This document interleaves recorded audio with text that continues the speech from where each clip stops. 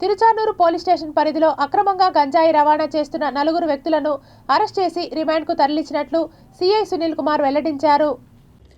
దామినీడు ఇందిరమ్మ గృహాల వద్ద 4 వ్యక్తులను అరెస్ట్ చేసి వారి వద్ద నుంచి 3.25 కిలోల గంజాయి స్వాధీనం చేసుకున్నట్లు తిరుచానూరు సిఐ సునీల్ కుమార్ తెలిపారు.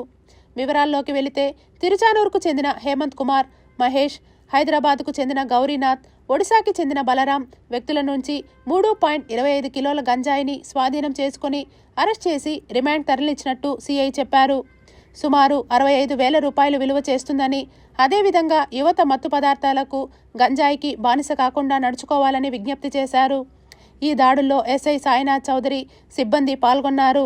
మహేష్ తర్వాత హేమంత్ వీళ్ళిద్దరూ కొన్ని గంజాయి ప్యాకెట్లు చిన్న ప్యాకెట్ చేసినటువంటి ప్యాకెట్లు వాళ్ళ దగ్గర ఉండినాయి.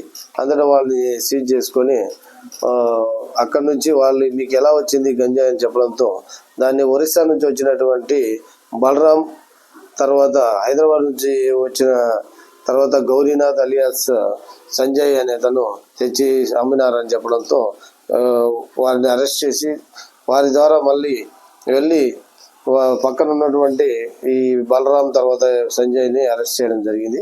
వాళ్ళ 4 కూడా అరెస్ట్ చేయగా వాళ్ళ దగ్గర ఉన్నటువంటి మొత్తం గంజాయి 3.2 కిలోలు గంజాయి దొరికింది. ఆ గంజాయిని సీజ్ చేసి రెవెన్యూ అఫీషియల్స్ సమక్షంలో సీజ్ చేసి వాటిని స్టేషన్ తీసుకొని వచ్చి కేసు నమోదు చేసి నిన్నటి దినము రిమాండ్ చేయడం.